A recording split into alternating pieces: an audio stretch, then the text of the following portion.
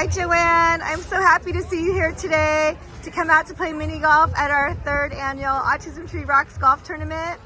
How long have you been coming to Autism Tree?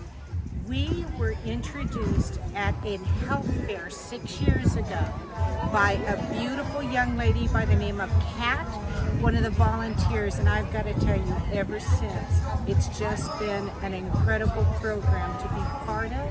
I can't thank you all enough.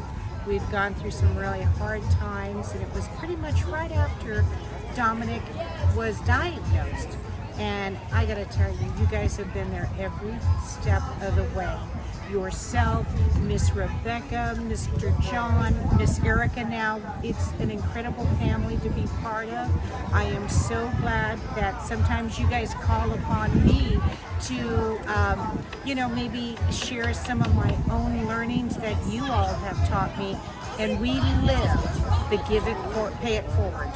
I can't thank you enough for everything. You've got some amazing programs. The Big Brothers at USD, they are phenomenal. The Christmas programs, just everything. You guys are amazing, so thank you very much.